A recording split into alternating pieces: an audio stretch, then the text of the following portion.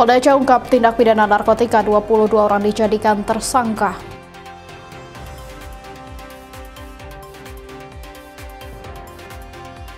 Bupati Biren bangun jembatan desa terisolir.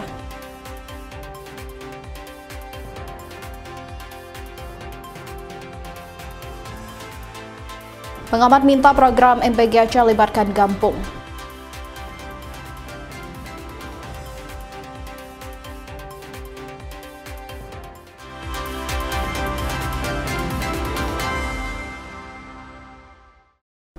Assalamualaikum warahmatullahi wabarakatuh. Selamat pagi saudara Kompas Aceh. Hadir dengan beragam informasi penting dan menarik baik dari ibu kota maupun daerah. Bersama saya Rizka Devila, Kompas Aceh selengkapnya, independen, terpercaya.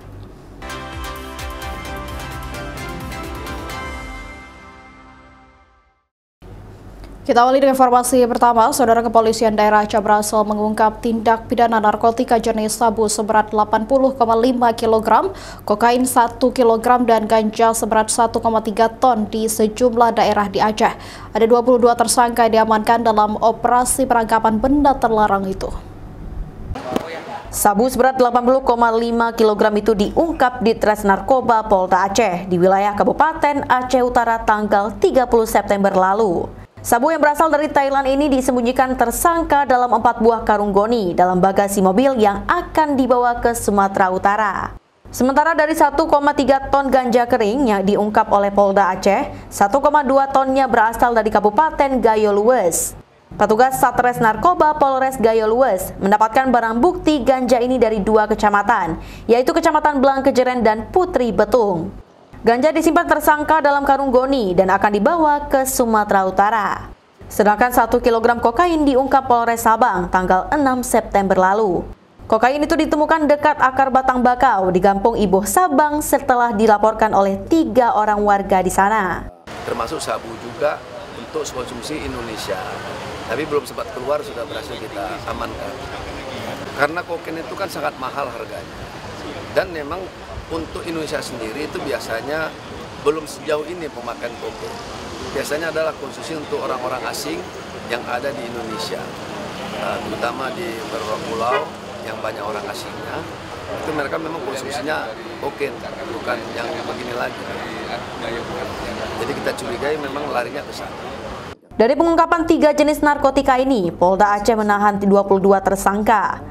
Kepada mereka akan dikenakan Undang-Undang Nomor 35 Tahun 2009 tentang narkotika dengan ancaman hukuman maksimal pidana mati atau penjara seumur hidup. Mustajab, Kompas TV, pada Aceh. Sementara itu, saudara, pemerintah Kabupaten Biren terus mempercepat pembangunan gedung Sekolah Dasar Negeri 2 Biren yang sebelumnya hangus terbakar. Gedung yang dibangun ulang ditargetkan dapat digunakan pada akhir tahun mendatang. Setelah 6 ruang kelas dan 1 ruang kantor Sekolah Dasar Negeri 2 Kota Juang Biren terbakar pada Mei lalu, Bupati Biren kembali meninjau proses pembangunan rehab gedung sekolah tersebut. Pembangunan diminta dipercepat agar proses belajar mengajar dapat dimaksimalkan kembali.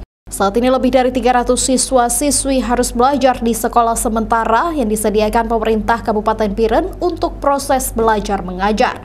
Saat ini proses pembangunan ruang kelas yang terbakar sudah mencapai 80%, ditargetkan akan selesai pada akhir tahun mendatang dan dapat digunakan langsung untuk belajar kembali. Ya, insya Allah kita usahakan akhir tahunnya harus bisa difungsikan. Sekarang di belajar, ada yang siang. Tapi nggak di sekolahnya ya. Di sana di atas ada satu lokasi lagi. Ada 1 lokasi lagi, kebetulan ada 2 lokasi ya. Iya. Ini yang terbakar, ada 1 lagi. Cuma orang ini gantian, ada yang pagi ada yang siang. Kalau di sana terus dipaksa, otomatis belajarnya tidak normal, ya. Makanya kita kebut supaya bisa seperti sebelum terbakar lah. Sebelumnya, kebakaran menghanguskan sejumlah ruang sekolah dan ruang guru di Sekolah Dasar Negeri 2 Kota Juang Biren pada Mei lalu. Meski tidak ada korban jiwa, pembangunan gedung diminta dipercepat untuk memaksimalkan proses belajar mengajar kembali. Syahril, Kompas TV, Biren. Sementara itu, saudara, sempat terisolir karena jembatan roboh. Kini pemerintah Kabupaten Biren langsung membangun jembatan penghubung 2 desa, yaitu Hagu dan Lawang di Pedada Biren.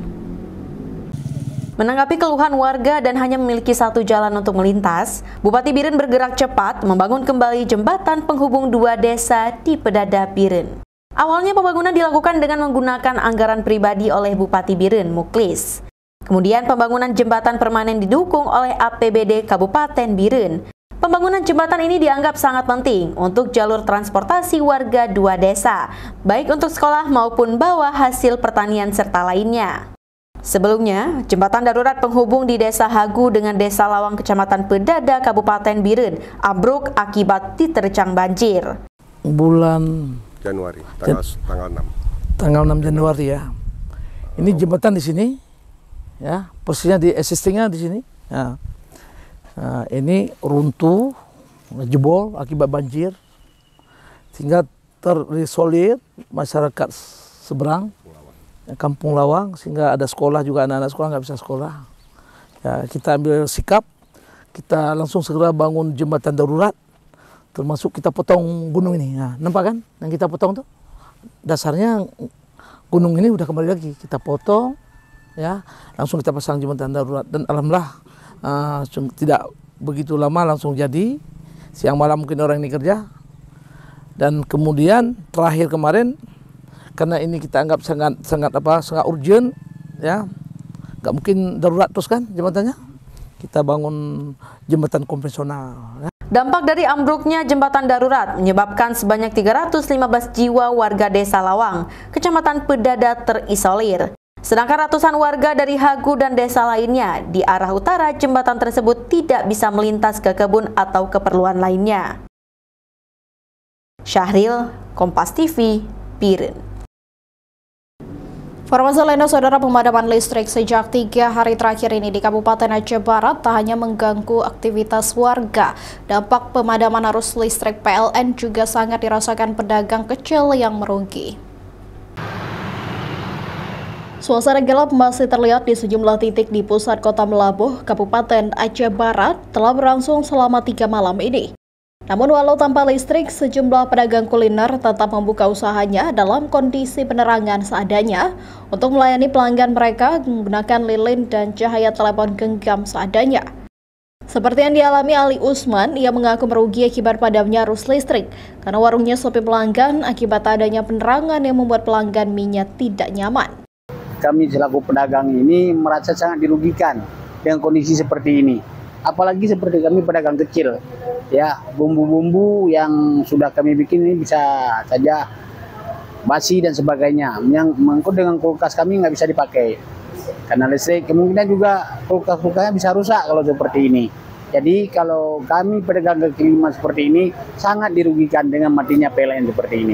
Harapannya ya seperti kita ini daerah modal kan, dengan adanya PLTU yang segitu besar, itu bisa dikatakan kan perusahaan misi suar yang luar biasa. Kok bisa keadaannya bisa seperti ini? Itu sangat disayangkan. Dengan segala keterbatasan, mereka hanya bisa bertahan sembari menunggu suplai listrik kembali normal. Warga berharap masalah pemadaman ini segera teratasi agar aktivitas ekonomi tidak semakin terganggu. Raja Umar, Arif Fahmi, Kompas TV, Aceh Barat. Saudara, setelah jeda berikut ini Kompas Aceh akan hadir dengan berbagai informasi. Harga emas murni di Banda Aceh terus merangkak naik.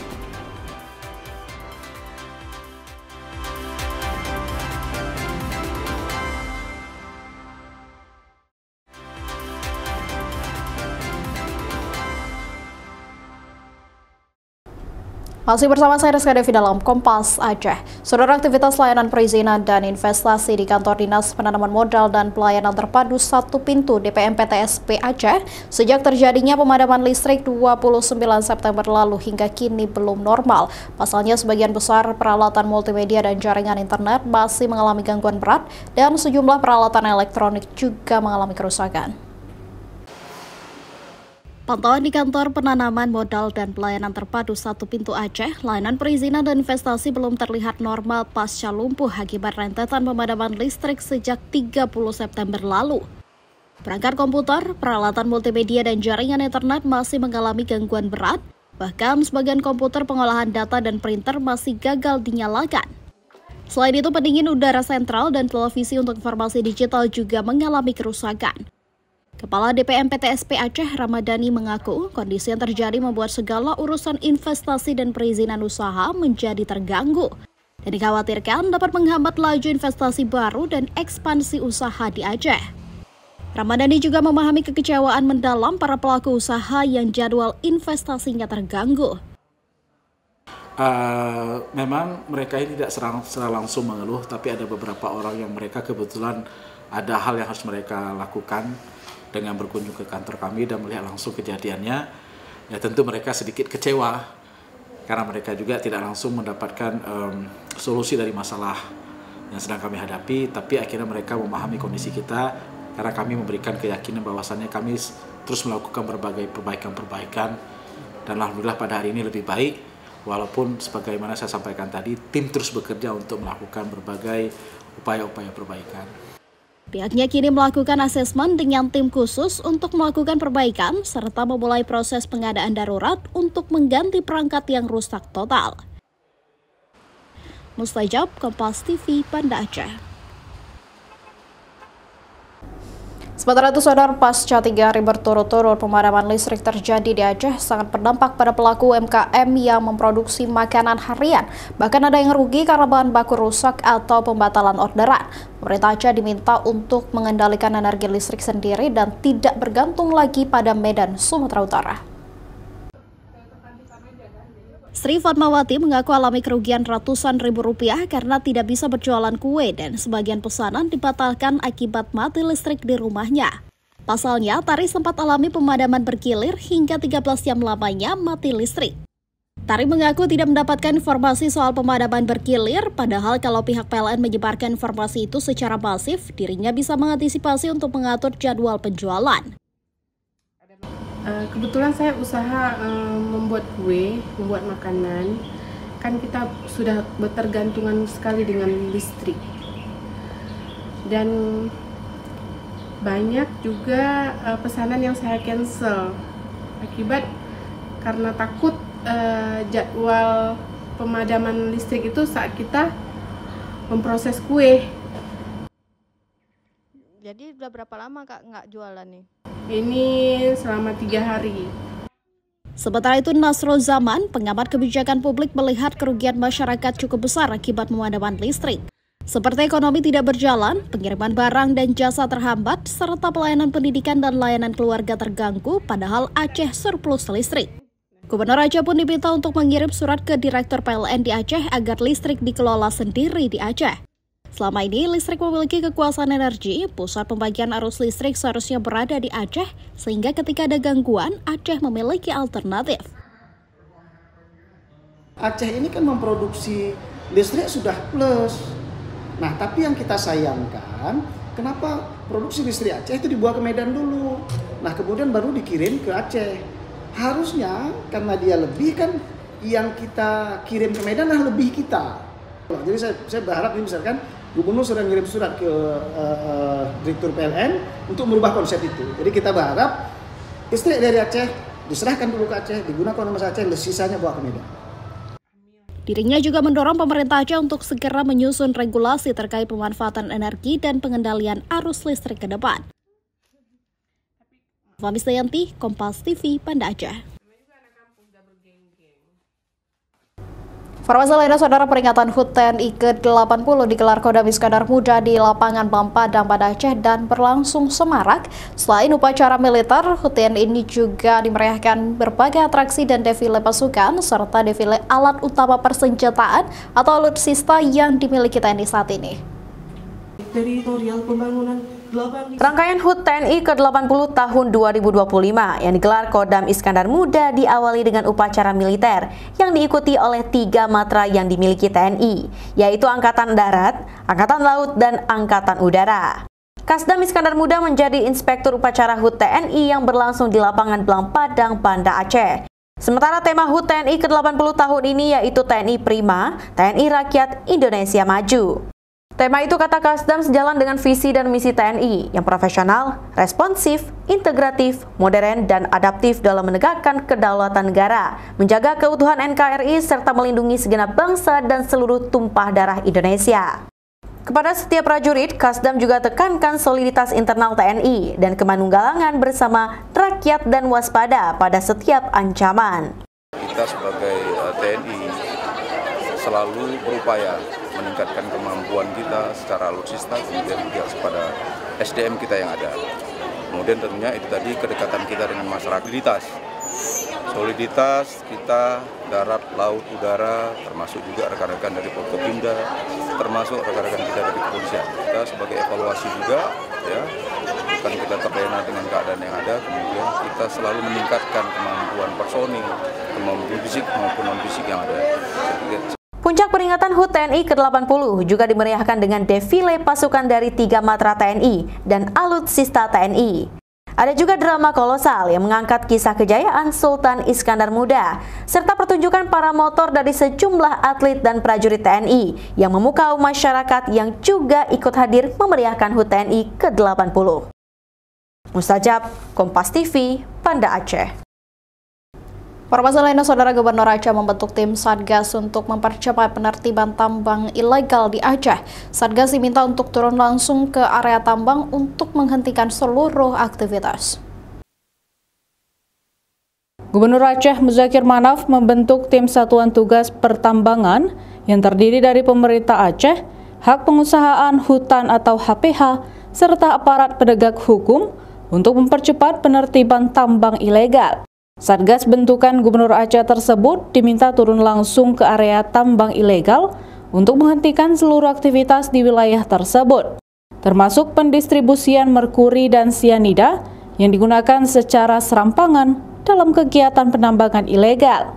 Usai pertemuan tertutup dengan Satuan Kerja Perangkat Aceh dan penegak hukum di Pendopo Gubernur Aceh, ia menyebutkan penertiban ini bertujuan agar semua aktivitas pertambangan dapat berjalan sesuai koridor hukum dan prinsip keberlanjutan. Tambang ilegal nantinya akan dialihkan menjadi tambak rakyat melalui skema koperasi, sehingga masyarakat tetap memiliki akses legal di sektor pertambangan.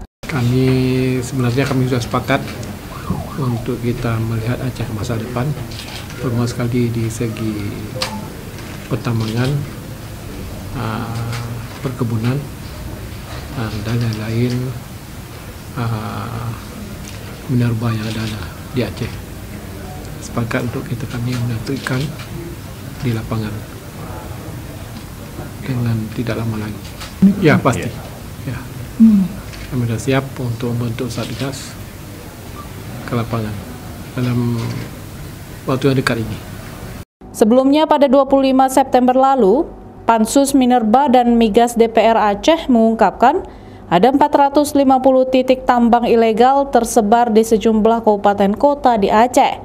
Penertiban tambang ilegal ini diharapkan memberikan dampak positif tidak hanya bagi daerah dan masyarakat, namun juga bagi lingkungan hidup. Syahril, Kompas TV, Banda Aceh. Saudara, setelah jeda berikut ini, Kompas Aceh akan hadir dengan berbagai informasi. Pengamat minta program MPG Aceh libatkan kampung.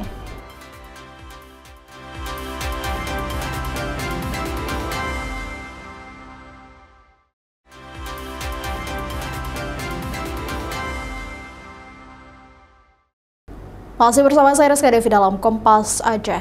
Saudara, pengamat kebijakan publik Aceh Nasrul Zaman menyarankan pemerintah pusat agar mengubah konsep pelaksanaan makan bergizi gratis yang biasanya dikelola oleh mitra yayasan beralih jadi melibatkan kampung atau desa sebagai penyedia makanan bergizi gratis bagi sekolah yang ada di desa itu. Sejak program makan bergizi gratis dilaksanakan perdana pada 6 Januari 2025 lalu, banyak menuai pro dan kontra dari masyarakat Indonesia, termasuk Aceh. Program ini dinilai sangat bagus dijalankan karena bisa memenuhi asupan gizi dan nutrisi bagi anak sekolah secara merata. Namun pada pelaksanaannya masih ada masalah. Seperti keracunan makanan massal, penetapan mitra yayasan dan satuan pelayanan pemenuhan gizi atau SPPG yang belum transparan, serta ketidaksesuaian mutu bahan baku. Pengamat kebijakan publik Aceh, Nasrul Zaman, menyarankan kepada pemerintah pusat agar mengubah konsep pelaksanaan makan bergizi gratis yang biasanya dikelola oleh vendor atau mitra, beralih jadi melibatkan kampung atau desa sebagai penyedia makan bergizi gratis bagi sekolah yang ada di desa tersebut. Konsep MBG itu diserahkan pelaksanaannya pada kampung di mana sekolah itu berada. Jadi anggarannya dimasuk pada anggaran kampung itu.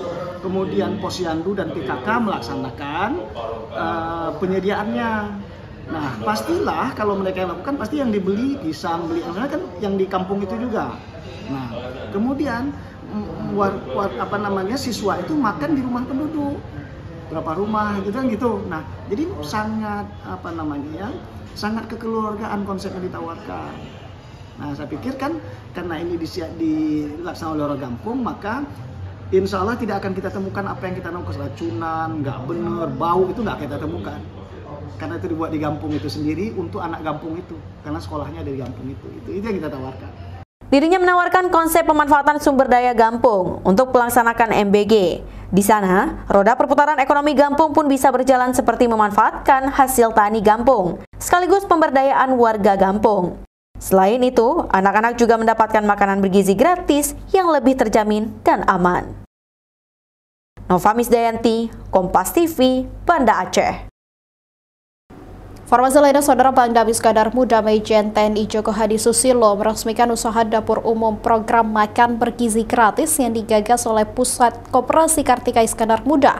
Program ini akan melibatkan UMKM dan pengolahan makanan akan diawasi oleh Badan Gizi Nasional, BPOM, Dinas Kesehatan hingga Rumah Sakit TNI. Dapur umum program makan bergizi gratis yang digagas Puskop Kartika Iskandar Muda ini akan didistribusikan kepada anak sekolah untuk memenuhi makanan bergizi bagi siswa. Makanan bergizi gratis ini juga diberikan kepada ibu hamil dan ibu menyusui untuk mengatasi permasalahan gizi dan pencegahan stunting. Sementara penyediaan makanan dilakukan oleh Satuan Pelayanan Pemenuhan Gizi atau SPPG dengan melibatkan UMKM lokal agar masyarakat sekitar dapur terberdayakan secara ekonomi. Makanan yang disediakan pun sesuai standar gizi nasional dan diawasi ketat oleh Badan Gizi Nasional, BPOM, Dinas Kesehatan, hingga pihak Rumah Sakit TNI. Dalam pemenuhan bahan baku SPPG ini atau dapur sehat ini, kita juga melaksanakan kerjasama dengan seluruh UMKM yang ada di wilayah, sehingga kita berharap UMKM ini dari masyarakat bisa meningkat dan mereka juga nanti kita harapkan bisa menggerakkan perekonomian di sekitar tempat SPPG ini. Harapannya dari bidang kesehatan bisa terdukung, kemudian dari segi perekonomian juga bahan baku, sayuran, kemudian lauk pauk bisa dipenuhi oleh UMKM sekitar SPPG, sehingga masyarakat juga dari segi perekonomian akan meningkat. Pangdam berharap dapur umum SPPG yang dikelola Puskop Kartika Iskandar Muda ini akan diikuti oleh tingkat daerah kabupaten kota agar semakin banyak penerima manfaat dari program nasional ini, baik kepada siswa, ibu hamil maupun ibu menyusui yang di sekitar dapur umum makan bergizi gratis ini. Mustajab, Kompas TV, Banda Aceh. Sementara itu, Saudara, ada yang menarik di Madrasah Aliyah Negeri 3 Pidijaya. Meski sekolah di bawah Kementerian Agama, ada kelas bahasa asing yaitu bahasa Jepang yang disediakan pihak sekolah untuk siswa yang berminat. Kelas bahasa Jepang ini digagas oleh seorang guru bahasa Inggris, Putri Nurul Ulfa, yang mana ia pernah mengikuti program pelajar bahasa Jepang untuk kepala madrasah dan guru se-Kabupaten Pidijaya pada tahun 2018 lalu. Bersama seorang guru lainnya yang akrab disapa Sensei Mujibur Rahman, kini kelas bahasa Jepang makin banyak diminati oleh para siswa. Para siswa juga harus mengikuti seleksi untuk memilih peserta yang serius dan siap belajar, dikarenakan belajar bahasa Jepang membutuhkan kesiapan mental, terutama harus siap menghafal dan berlatih menulis. Kelas ini merupakan program ekstrakurikuler yang dilakukan seminggu sekali pada siang hari mulai pukul 14.00 hingga 16.00 waktu Indonesia Barat. Sejauh ini, materi yang telah diajarkan seperti salam pertemuan, salam perpisahan, angka, cara memperkenalkan diri sendiri dan teman, kotoba atau kosakata, penggunaan partikel dan huruf hiragana lengkap. Kami menerapkan pendekatan komunikatif, jadi siswa didorong untuk bisa praktik bicara langsung dalam bahasa Jepang. Dan juga kami menggunakan platform media sosial untuk menjadi salah satu media belajar siswa dari rumah. Salah satu tantangan terbesar bagi kami adalah menjaga motivasi dan konsistensi siswa, terutama dalam hal menghafal. Namun, itu adalah PR besar bagi kami sebagai guru pembimbing kelas bahasa Jepang di MAN 3 PD Jaya ini. Saya berharap siswa tidak hanya bisa membaca dan menulis huruf Jepang saja, tapi mampu berkomunikasi sederhana. Dan kami berharap semoga siswa dapat menjadikan pengalaman belajar ini sebagai bekal di masa depan mereka. Kami selaku pimpinan madrasah sangat berharap dengan adanya ekstrakurikuler bahasa Jepang ini dapat meningkatkan wawasan budaya dan bahasa asing di madrasah kita. Kami berharap nantinya anak-anak kita juga di akhir semester atau di akhir tahun mampu berbicara dalam bahasa Jepang baik di madrasah ataupun ketika mereka sudah lulus dari madrasah. Harapannya, siswa-siswi MAN 3 PD Jaya ini mendapatkan banyak ilmu baru yang mungkin nantinya akan berguna bagi mereka, baik itu untuk melanjutkan pendidikan atau bekerja di negeri Sakura. Syahril, Kompas TV, PD Jaya. Informasi lainnya, saudara, penyintas kesehatan jiwa yang ada di instalasi rehabilitasi terpadu Kuta Malaka, Rumah Sakit Jiwa Aceh berhasil memanen perdana melon jenis golden. Program terapi bertani ini adalah upaya untuk membantu penyintas agar produktif, mandiri, dan siap kembali ke masyarakat. Instalasi rehabilitasi terpadu Kuta Malaka, Rumah Sakit Jiwa Aceh merupakan rumah baru bagi penyintas kesehatan jiwa atau pasien orang dengan gangguan jiwa yang sudah sembuh klinis. Pusat pelayanan ini tidak hanya fokus pada terapi medis, tetapi juga pemulihan psikososial, pengembangan keterampilan, dan peningkatan kemandirian pasien. Salah satunya adalah program terapi bertani. Para penyintas berhasil panen perdana melon jenis golden yang selama ini mereka tanam. Tak kurang dari 600 melon itu dipetik dan dikonsumsi langsung, maupun dijual ke pasaran atau bisa dipesan secara daring. Bahkan banyak juga pegawai rumah sakit yang datang langsung ke sana untuk memanen melon langsung dari kebunnya. Biasa ya, karena ini sensasinya kita memetik melon di kebunnya langsung. Jadi kita bisa merasakan sensasinya, memetik, dan juga langsung kita bisa merasakan rasanya. Dan rasanya juga sangat oke. Oh ya, ini melon yang ditanam oleh pasien gangguan jiwa yang sudah sembuh klinis. Jadi mereka yang sudah sembuh klinis kita beri rehabilitasi psikososial sebelum mereka kita kembalikan ke masyarakat. Melon itu dijual seharga Rp20.000 per kilogram. Hasil penjualan itu akan diberikan kepada polim atau penyintas kesehatan jiwa di sana agar bisa dimanfaatkan untuk membeli kebutuhan mereka sekaligus mengajarkan mereka cara berbisnis. Ini melon ini ditanam sama polim-polim kita di sini. Jadi kita di sini kan panggilnya bukan pasien tapi polim. Jadi polim ini kita kasih aktivitas untuk bercocok tanam. Jadi ada melon di sini, ada kangkung, bayam, sawi, ada pisang juga. Jadi kebetulan hari ini kita panennya melon. Tak hanya melon, mereka juga menanam aneka sayuran dan memelihara ternak. Diharapkan aktivitas bertani ini bisa mengajarkan penyintas agar mampu hidup mandiri dengan keterampilan yang sudah dimiliki sehingga bisa kembali ke masyarakat.